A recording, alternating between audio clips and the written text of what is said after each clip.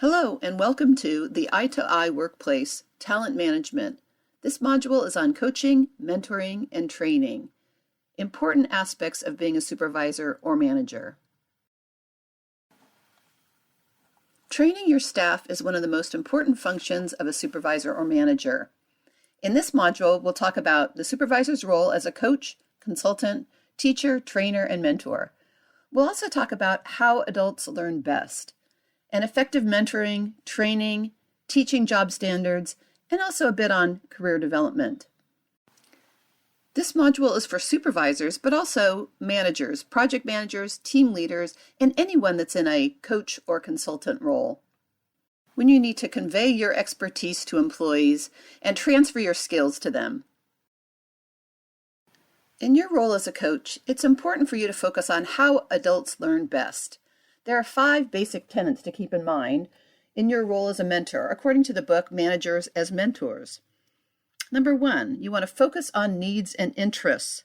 Adults are motivated to learn as they develop needs and interests that learning will satisfy. Therefore, people's needs and interests are the appropriate starting point for mentoring. If they're not interested in the topic, they probably won't be focused or interested in obtaining skills in that area. Secondly, you want to focus on practical work-related situations. Adult orientation to learning is life or work-centered. Therefore, the appropriate framework for organizing mentoring are life and work-related situations, not academic or theoretical subjects, so keep the training as practical as possible. Thirdly, learn by doing. Experience is the richest resource for adult learning. Therefore, the approach for mentoring involves active participation in a planned series of experiences, the analysis of those experiences, and their application to work and life situations. Fourth, let them be self-directing. Don't solve the situation for them. Think about their age and experience. Adults of any age have a deep need to be self-directing. Therefore, the role of the mentor is to engage in a process of inquiry, analysis, and decision-making with the person, rather than to transmit knowledge and then evaluate the person conforming to it. And remember, account for differences in the style of learning. Some people are audio, some people are visual, some people are kinesthetic, meaning learn by doing, and some people are more intellectual, meaning they need to think about it, process it, and then apply their skills. Also remember that everyone comes to work with a different set of skills, experiences, knowledge, and interests. So make sure that your training accounts for differences in their style of learning. The supervisor's role has many functions as a coach, teacher, trainer, and guide. As a coach, you're going to be motivational and listen, providing feedback, setting goals, and cheering the employee on. As a teacher, you're going to focus on skill-based learning, technical information, telling someone how to do something. There's a difference between teaching and training. Teaching is primarily telling, explaining a process, describing solutions, informing the person about technical information, and so on. Whereas a trainer is someone who shows the person how to do something, using interactive processes, simulations, and hands-on learning. A guide is someone with whom you create a caring but objective relationship, a person who has been there and done that. They give you the benefit of their experience, sharing with you the unspoken rules that you won't learn from others, sort of showing someone the ropes. Who are the people to trust? What are the actions you might take? A mentor or guide is more likely to recommend you find a coach than to be one. The guide tells you stories of people who succeeded and those who didn't and why, and might even warn you of the pitfalls of certain actions based on their experience. You will likely play each of these roles in your job as a supervisor, manager, or team leader. Here are some tips for teaching job skills. First of all, explain the big picture and why it's important. Obviously, this position exists to help the organization meet its goals and objectives.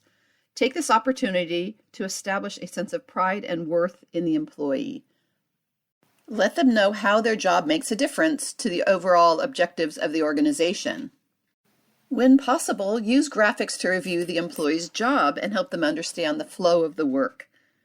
You can use a job scorecard or a job description to assist, or flowcharts or graphic aids such as manuals with pictures, posters, step-by-step directions, and so forth. Just easy reference tools for the employee to use and look at as they're performing their job. Describe the big picture and tell them why you're asking them to do things in a specific way. Provide step-by-step directions with numbers, and clarity counts. Depending on the position, this may be very specific or quite general. The important point is to be as clear as possible. Step 1, step 2, and so forth. And show them, demonstrate the job. Allow employees to learn by doing. Watch them and provide feedback so they can fine-tune their performance. And finally, encourage questions. Ask the employee to repeat what has just been taught, and be clear about when the employee can use independent judgment or when certain specific guidelines must be followed. Mentoring is a powerful and cost-effective tool to assist employees in working smarter and more effectively. It's a process based on one-to-one relationships, which focus on the needs of the person being mentored. Generally speaking, a mentor is described as a guide or a teacher or a counselor. And typically, companies design structured mentoring programs for new hires or for employees with management development potential. Make sure that you're non-discriminatory in determining who is going to be mentored. Effective mentoring programs share some important characteristics. First of all, they're structured one-to-one relationships that focus on the needs of the person. Secondly, they nurture caring, supportive relationships. A mentoring relationship can encourage the employee to develop to their fullest potential and act as an advisor for career advice so the employee can reach their vision of the future. It can also foster active community partnerships, but it does require mutual respect and commitment by both parties if the program is going to be effective.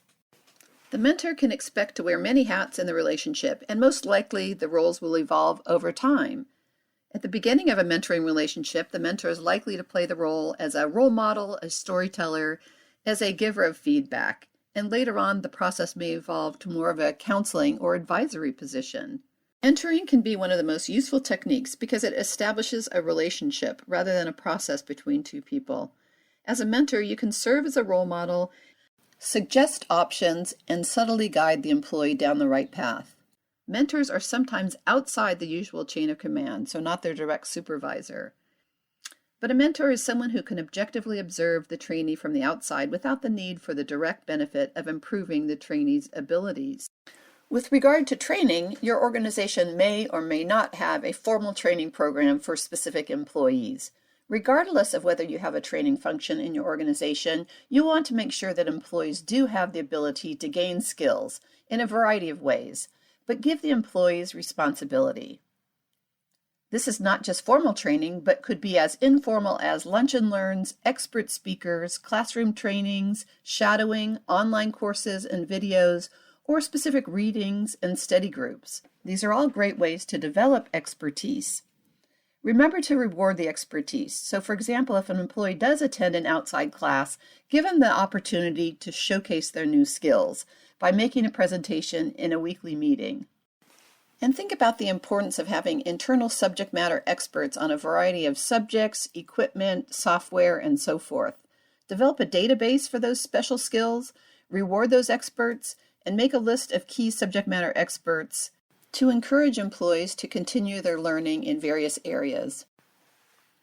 And finally, remember your role in the career development of your staff. Provide them with new challenging assignments to keep them motivated and keep them learning new skills. Think about the importance of employee retention. And yes, training, mentoring, and coaching your employees takes time, but you'll have a payoff in terms of higher productivity and commitment to the work. Other good ways to provide career development opportunities are to have a management development program, or provide an interim supervisory or management role to an employee, or have a special designation. You want to be careful not to alienate those outside of the group. There are many great reasons for investing in the career development of your employees. It enhances their value and also the value that they provide to the organization. It makes you more competitive. And it also helps you plan for the future with succession planning. So make the process of ongoing learning part of your management role.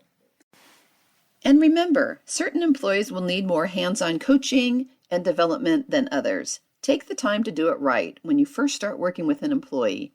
If you see that they are able to take the reins, then let them go and be self-directed. But if you see that that person needs additional training, coaching, or skill building, provide them with the resources to improve their skills. Instill a sense of continuous learning with your employees and give them the skills they need to fill any training gaps that may exist. Thank you for participating in this training module on coaching and talent management.